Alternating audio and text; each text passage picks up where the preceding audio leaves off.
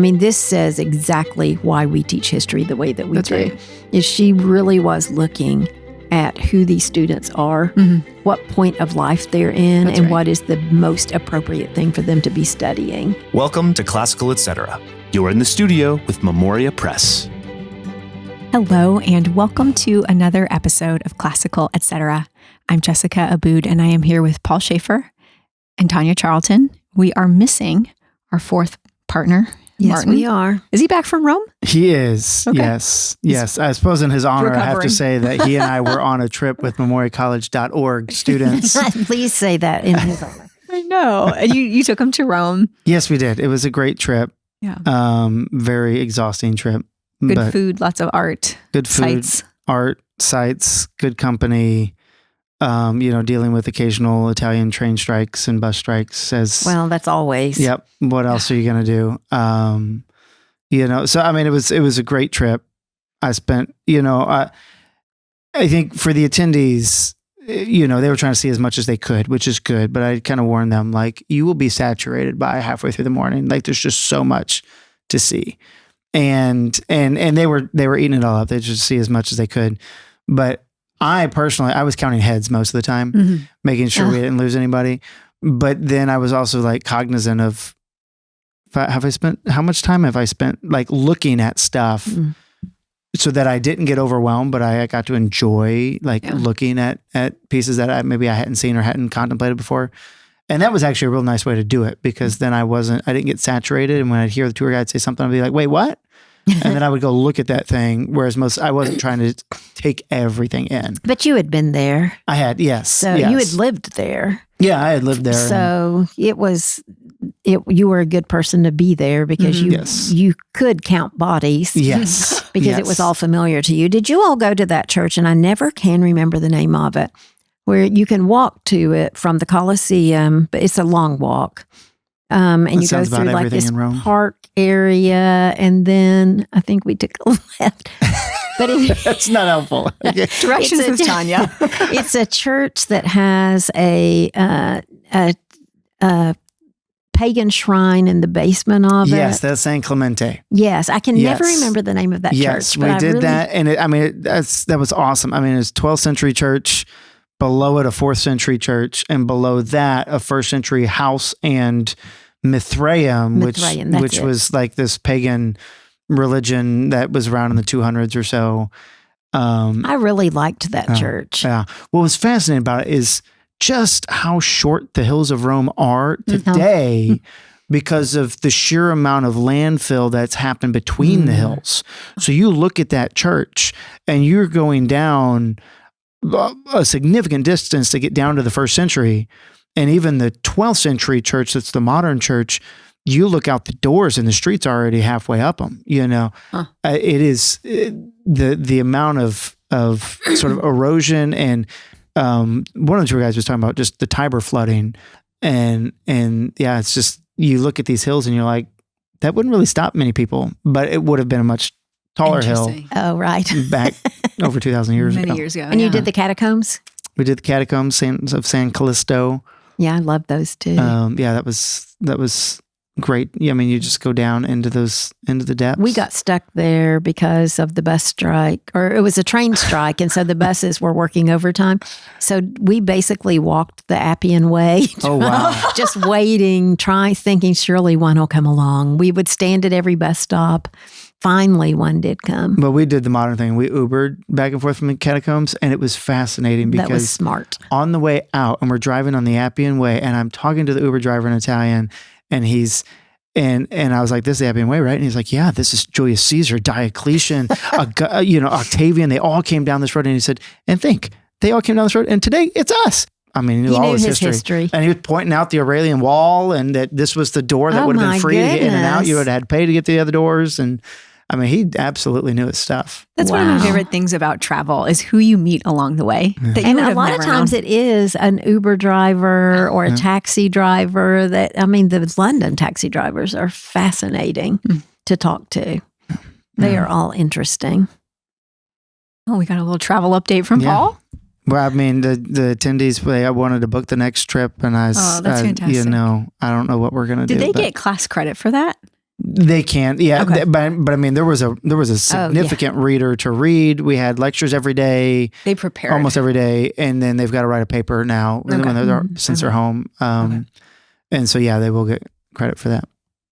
The ones that wanted to. It looked like a lot of work to me. It was, it was a lot of work, but the lectures we had were phenomenal. And it is for master's credit, so it needed to be robust. Yes, robust. Well, today we are going to get updates on what everybody's reading, and we're going to answer a listener question, and then we're going to dive into a topic that sparks a lot of controversy: how to teach history. So, which we've segued very well into. I know, exactly. Well, what is everybody reading? Any updates? I'm still reading Independent People, the Icelandic epic. From Mitchell. From Mitchell, yes. I mean, it's good. I mean, stories of a guy trying to catch a reindeer and the reindeer taking off into the river and he's about to freeze to death. And I mean, great stories in there. I don't know where it's headed yet. You're along for the journey? Yeah, that's what an epic is, right? You're along for the journey. Yes, it is interesting, though, when you're reading a book and you don't know anything about it. I'm reading a book that Lee gave me by, I had to write it down because I never can remember. Well, I recognized her pen name as Isaac Dennison. I have seen that name before, but her actual name is Karen Blixen, and it's called Babette's Feast, and it's really a short story. Have you read it? No, but I've heard of it. But I literally picked it up just because Lee gave it to me for my birthday, and I picked it up and started reading it with absolutely no idea what it was about. And I rarely do that. Usually, you choose what you're going to read, but I did this. And it's really good. And I just started it this morning, but I'm halfway done because it's like 50 pages. But there are other stories in the book that she gave me by this woman who I've never read before. But I finished, I wanted to say, because there are people on the forum who we've been talking about, Agnes Grey by Anne Bronte. I finished it. I will say that I think it was a good first attempt at a novel. It's certainly not the brilliance of The Tenant of Wildfell Hall. It is her first novel, but it was very good. It held together. And but it would be my least favorite of her two. I would love to have known if she hadn't died what else she would have written and how far she would have gone. So that's me. I'm still trying to read Till We Have Faces. It's just not my favorite because I just don't like that mythology genre. Did you finish Bring Up the Bodies? I did finish Bring Up the Bodies. Yes, I liked it a lot. It's a much faster read than Wolf Hall. Okay. But I haven't Is it shorter or just easier to read since you're in that mode? It is shorter, but it's also, you already know all the characters. I spent a lot of time with Wolf Hall looking up kings and queens and histories and trying to figure out who is who. And I didn't have to do that this time. And it's a much more straightforward Henry tired of Anne, trying to get rid of her. One very simple theme. Cromwell's already at the top. And in the first book, you've got him rising to the top. Yeah. On to a listener question. We got an email from Jane, her email is lovely and it has a couple parts to it. The first thing that she's asking for is for us to recommend a book for her son. She says he's doing a research project on the ancient Roman gladiators, and he would love to dive deeper into the topic. He's particularly interested in researching a specific gladiator from history, if you know of someone to recommend to him. If you know of any fascinating figures in this area, we would love to learn more. So that's the first part. Any suggestions? Well, the first, actually, and only gladiator that would have come to mind is Spartacus, who led a revolt. But I don't think there's not going to be much. I mean, these were men who, generally speaking, I mean, they were well known because people, whatever city they were a gladiator in, like they would have been famous like a sports kind of hero, but they only would have lived, they wouldn't have lived long. Unless they were Russell Crowe. Unless they were, well, he died at the end too. Sorry, spoiler. Paul! that's been out for 20 years. So I mean, I think,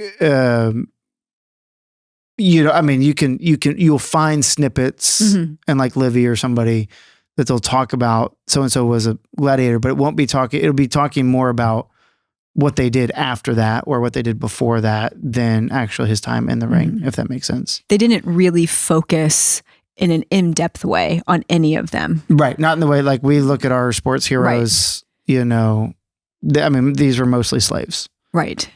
So they wouldn't have spent time doing that, especially because, it was short-lived. Yes. Yeah. Yeah. And But you did get a website. I did. Yeah. We did ask around, Jane, quite a bit in the office about this. It was a fun conversation. And I do have a link for you. Do you just want to put that in the show notes? Yeah, we can. We will do that. It's from historyhit.com. And the title is called Death or Glory, 10 Infamous Gladiators from Ancient Rome. And we looked through the list. It's a good list. So you might want to just check that out. And they reference like at parts who talked about this person. That's right. And so then you can go look at, you could Google where does this person talk about That's right. this gladiator. And we did find several books that are just a compilation of short little snippets about some of these characters. So it might be easy to find a book where several of them are talked about all in one place. So we'll link to this, and with everything on the internet, maybe browse through it before you send it to your child. It is a good list, though, of several of the gladiators. So we hope that's helpful to you and to your son, and we wish him the best as he does that exciting project. It sounds great. And I don't want to miss that Jane also says in her email, she says, I wanted to thank Paul for recommending the audiobook about the Long Hunters several episodes ago. And listen to this, Paul. She writes, our family has become fascinated by the Long Hunters, especially since my husband's great-great-great-great-grandfather was one of the brothers mentioned multiple times in the book. There are several accounts of them journeying with Daniel Boone, but this book was the best account of stories about this. So it was very exciting for their family to dig into that. That's and awesome. Paul, thanks to you. Oh, well, I mean, I think we forget actually how history is made up of people. That's right. And we are in history today, like, I don't think people are going to be thinking about us, me in particular, in 200 years. But, those guys would have thought the same thing. They're just trying to feed their family. And now there are people that are alive today thanks to that effort. Right. And so it's really interesting to think about that and realize like where you come from. I don't know why I've been thinking about this more of trying to figure out what the family ancestry is. Oh, your own. Yeah. Well, there's lots of sources for that now. There are a lot of sources for it. Unfortunately, then they mine your data and then you're never private again. Well, yeah. I think our local library actually has somebody that does that. Oh, really? Like a genealogy? Yes, you can go to, she works a couple days a week. And interesting. You can go there and tell her what you know, and then she'll research it for you. And wow. Yeah. And that's cool because she might have access to, I don't know, like archives or something that I wouldn't know about. I don't know. That's really cool. She did some looking up around for Dave once. Interesting. Yeah. Interesting. Well, on to today's topic, how to teach history, and more specifically, tackling the myth that history must be taught in chronological order. Paul, I want to start with you. Why do you think so many teachers and parents assume that we have to teach history in chronological order? I mean, there's actually, decent reasons for it, because generally speaking, any time period you jump into, like what they're dealing with there is coming from, like they're dealing with issues that have arisen from what came before, right? So it kind of feels like you're jumping in the middle of the story, and if you want them to fully understand what's going on, and I think that's part of the error in thinking is that when you're teaching a second grader or a third grader, they don't need to fully know what's going on. You just need to start getting them, sketches of things that happened, and later on they're going to understand more deeply what's going on. I found this quote that Cheryl, in an article by Cheryl Lowe, that she says, "Isn't an understanding of Greece necessary for an understanding of Rome?" And she says, yes, absolutely, for older students. But younger students don't need that because we are providing them with stories, just like we provide them with all the Bible stories, but we're not really talking about the history around that. That's the famous men books. We're teaching the stories of people and giving them her big thing about not teaching history chronologically, and it became a huge thing with the classical education movement, that you cycle through all the history from Egypt all the way through modern times. You just keep cycling through.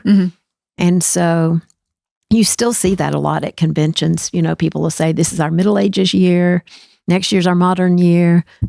So it's still a thing, but Cheryl's philosophy was that young students aren't ready for that. They aren't ready. They are much better off, especially K-2, with stories that are familiar to them, like stories of American heroes and Old Testament stories, which is why we do, Bible stories every week in primary.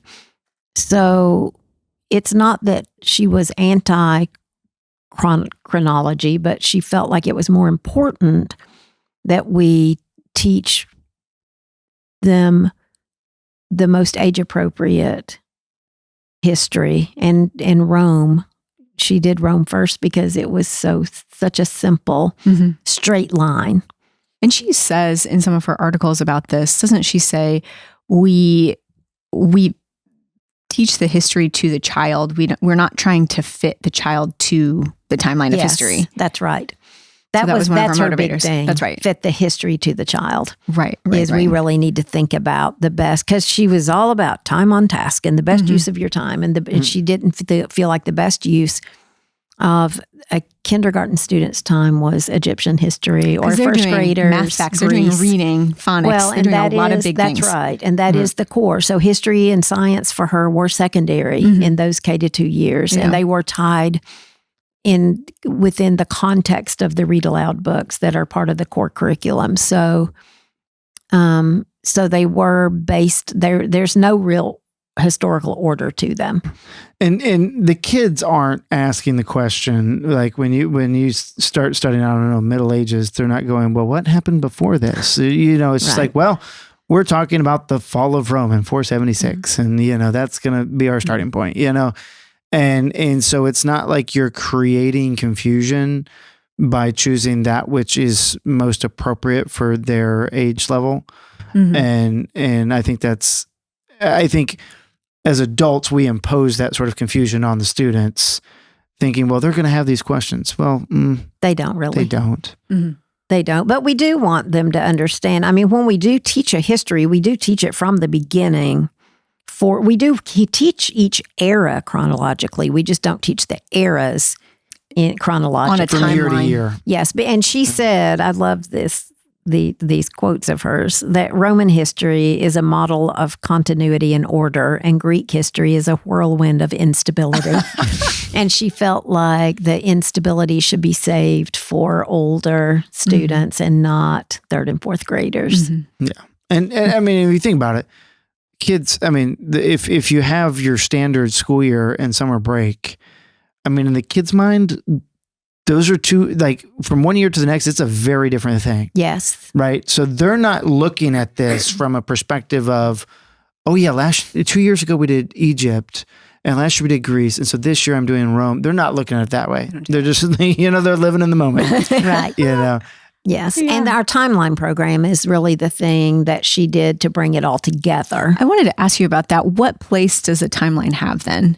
Well, we start in third grade, and those third grade dates are mainly Christian studies dates and a few American history dates. Okay. Because up to that point, they had that content as kindergarten to second grade. Yes, they had the whole, all the Bible stories throughout the Bible. Right. And they had some American history, a little American history, very light. But one of the things with the timeline program is you're not necessarily adding the dates in chronological order, because if you're studying Roman history, well, you're going to add those dates to your timeline, and then you go study Greek history. Well, now you're adding dates maybe before that timeline. Right. So when you go into a fifth grade classroom, all the dates at the beginning of the year that the students have learned so far will be up there. Roman history, Greek, well, really, fifth grade standard curriculum would be all of the Roman history dates would be up there. But Greece, which came first, won't be up there. But they haven't will gotten be to it added. yet. Yeah. And so then the students can see, they'll get that idea. And then the Bible timeline is going to run through there too, parallel to all of it. So she thought that was the thing that would bring it all into context and let the students see how it all fits together and what was happening at the same time between, what was happening in the Bible at the same time as Greek and Roman history. So that was her can't remember who I was talking to, but somebody was telling me that they had some idea that when they were learning like the Bible and they were learning this other history, they didn't realize that they were happening concurrently, right? And the timeline allows you to do that. Yeah, I think I said that when I taught Greek history, and we had Xerxes and Darius, and the kids were like, "Oh," they had no idea that those were the same characters that they had studied in the Bible. That those were the same characters in both places. It's really an amazing thing to bring it down to them how small the world really was. Right. And then as they get older, so we've talked about kindergarten to up to fifth grade. Then as they get older. Well, again, we're doing Greek tragedy in ninth grade. But in eighth grade, they do Greek history and they do the Book of the Ancient World. First they do Homer. The Greek history and Homer. And then the next year they're doing Roman history and the Aeneid, and so those Greek 2 years are sort of in order. But then we go back. We do Greek tragedy, but we have our American modern happening at that time. Yeah, so American modern is a totally different track for us. That modern studies. So to finish the classical, we go then from Greek tragedy to Cicero. And Augustine. And then from there to metaphysics. Yeah, which goes back to Aristotle. Plato, Aristotle, up through Thomas Aquinas. Right. And then art and architecture. Which again goes back from the beginning. All the way up, yes. Renaissance. So, we're kind of a mess. And we also have... I'm sorry. Go ahead. I was just going to say our modern history, though, is chronological. So because we're doing the Middle Ages, and a year in the Middle Ages, and then a year in European history, and then a year we finish high school with American history. So it is chronological to some extent, but European history is covering America at the same time. Yeah. And do you find it's a bit messy? Right. Well, and that's also because this track thing, and we probably can't emphasize this enough, that we've got a classical track and an American modern track. And so it's not like just like we have a history track. That's right. We're saying the classical eras are so important to us that we're going to keep doing that every year. But then we know we also need this modern history in there. And she made a real deliberate decision not to do American history every year. Okay. Because our country's so young, we're familiar with it. She felt like geography, which we've talked about recently in a podcast, we did, was a better use of young students' time while reading novels and books about famous Americans. And so we do have this modern track, but really it's not American history every year. But when they get to high school and they do a high school American history, are we keeping you awake? I'm so sorry. Are you jet lagged? Yes, I just came from teaching a class, and I told them at one point, I said, my brain's so muddled. I should be like eating pasta and drinking a glass of wine or getting a gelato ready for right bed, now. Getting ready going for to bed. bed. I should not be teaching class, and nor should I be on a podcast, apparently. I'm sorry. I have so glad yawned. For you're those here, not Paul. watching the video, I've yawned probably about 6 or 7 times while Tanya was talking. While I was talking. So Aw. there you go. I do think this one, let me read one more quote by Cheryl that I think is just hysterical. She's talking about the primary years.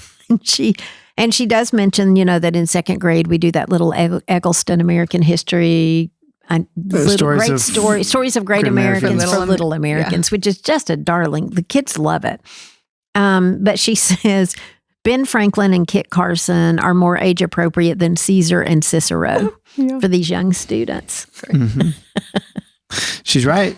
She's right. I mean, and they feel closer from just because of what we're talking about. That's right. Well, we also have been to many schools who follow the traditional track of Egyptian history, and then Greece and Rome, and then the Middle Ages through the Reformation, and then modern times.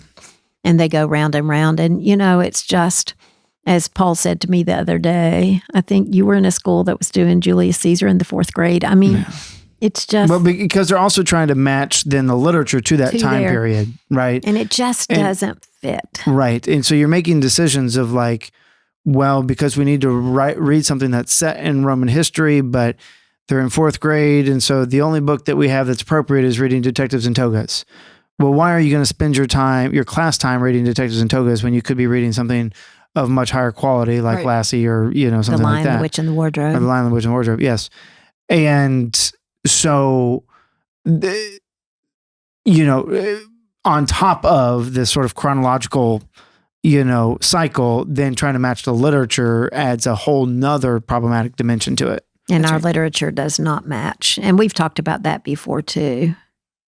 I was going to see if there's anything else in here. Do you ever hear people critique our order and say it leaves gaps? No. Or that, because it doesn't sound like it does at all. No, we're covering it all. We're just doing it in kind of a different manner than the traditional. And she used to have to really, she did 3 articles on this or on our website. Right. And that was because she was questioned about it all the time. But now I don't hear people asking those questions anymore. And I think enough people know, what we're doing, and maybe we've been at it so long. Well, and I think that was also a particular moment in the movement, like you alluded to, it was a really big thing. And when people were trying to figure out what classical was, some people just got the impression that that's what it meant to be classical, was you had to do these 4-year history cycles and do those like 3 times in your education. Whereas, even you go back and look historically, that's not how history was taught. Mm-hmm. And so she was having to make the apologetic within the classical world of, this isn't what it means to be classical. Got it. So the other thing I wanted to say about the age appropriateness was from this 3rd article I found that she wrote in this, but where she talks about each grade. And she says, so this is she's speaking to our accelerated curriculum. I always struggle with this. So technically, this would be 5th graders. So she talks about Greek myths and those great, fantastic stories that young students like. So that would be 3rd and 4th. And then 5th, she says they're comfortably settled into the grammar school years and are academically ready to take on a challenging history course. And so we do Famous Men of Rome. And then she says the 6th grader is beginning that transition out of the world of childhood into a world of more complex challenges. They've followed Rome to its fall and are ready to see the emergence of a new world out of the ruins of the old. It's the perfect time for the Middle Ages, a time of adventure and romance, danger and dragons, knights and ladies, and most of all, chivalry and high ideals. And then she says 7th graders are looking squarely at a life milestone. The horizon of adulthood is beginning to dawn on them. And this is a review year and a year of preparation, a year of looking back and a year of looking forward. And I thought this was a really good way. This says exactly why we teach history the way that we do. Right. Is she really was looking at who these students are, what point of life they're in, and what is the most appropriate thing for them to be studying. And with that sort of support and structure, it presumably they're going to start to make the connections on their own. in terms They of do. like the events and how they connect. And as they're cycling through them, they start to see them for themselves. Yes. And hopefully, I mean, we encourage our teachers to read the curriculum from the years before they teach and to also read the curriculum for the years following their teaching so that they can guide the students to what they're going to see and so that they can remind them in context what they've taught. It's harder for a classroom teacher. You know, when I taught 5th grade, I knew 5th grade. I didn't really know what was coming before or after till she made me do it, till she made me read it. But the homeschooler has that from the very beginning. They're doing every single year, usually multiple times, so they can easily make those connections. Oh, sorry. I'm trying my best. I'm okay, can we go so Paul can take a nap? That's right. That's right. Nap time for Paul. Well, I think that is really helpful. And if someone wants to start this, we have customer service reps who are there to help you figure it out, because it is kind of, I could see it being like daunting if you think, well, I know what my student has done in the past, but if I want to start this, where do I begin? That's right. They might be a 7th grader and really have only had maybe American history, but I miss Famous Men of Rome. How do I catch up? And we can help never you. too late. That's right. It's never too late to add classical studies to your curriculum. And what, you know, the only people really studying ancient history are classical educators at this point. Schools aren't studying classical history. They're studying American history every year. And then they'll do maybe a world history. But a lot of times that's going to be postmodern these days with, you know, more agendas than we would want our students to be spending their time to talk about bad use of time. So I've gotten political. Sorry. But we, what any ancient history that students do, even if it's 2 years, is going to be more than the majority of their classmates will have had in college. I mean, when my son took in college one of those crazy classes they had to take where you just picked, it wasn't a real class. It was just an interdisciplinary course. Okay. Well, he did one on Homer. Oh, I did one on the Peloponnesian War, Thucydides. Okay. Yeah. Oh, yes, that's right. You used his book from high school. Yeah, I did. And the teacher would get me up to teach the other students because I actually knew what was going on in the Peloponnesian War as opposed to all the rest of the students. Well, he was the only one in his class that had ever read Homer. I mean, they're just, people aren't reading this stuff anymore. So, so anything, even, you know, for a high school senior to delve into Homer and Virgil will be a huge help and really help them. I mean, what is the value of it? It's epic and it's history and it's hard, but it's worth doing. And it gives them some idea that we're living in a very young country, but there was a lot that happened before that. And those ideals that they held up to themselves and said, this is the way, you know, the Romans with their duty and their honor, you know, and their piety, what you owe to the gods, what you owe to those around you, like that. Even though the Romans failed time and time again at those things, they had examples of this is the way we ought to live. And they held that up, and it's worth us doing the same thing for our kids in a way that's not just our our immediate America that we think of, but also this is a culture that we're inheritors of that goes way beyond that as well, right? That our founding fathers used as a model for this country. It reminds me of the when my kids studied I think they were reading Herodotus actually, when they studied the Greeks not wanting to, was it the Spartans that it was shameful to come back from battle? Oh, the Spartans, yeah. So if you lost, come back with your shield or on it. Oh yeah, that was the Spartan thing. The mothers would say that to their sons. Yes. Give them the shield as they were leaving and say, come back with your shield or on it. I mean, it was all about honor and loyalty. And of course, there were a lot of treasonous Greeks too. Yes. But it's just all life lessons. And that's a teaser for people to delve into the history if they don't know. Yeah. Oh, good. Well, good discussion. I'm sure that in the show notes, we can link to some of these articles because they are very much worth reading. I enjoyed looking over Cheryl's words, and we'll link to that. Speaking of the ancient Roman gladiators article too, for our listener.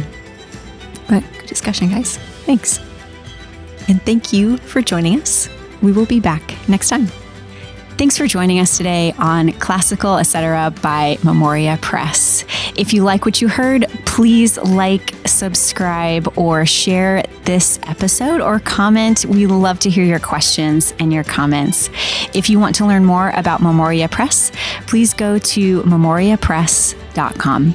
This has been Classical Etc. We're so glad you joined us, and we'll see you next time.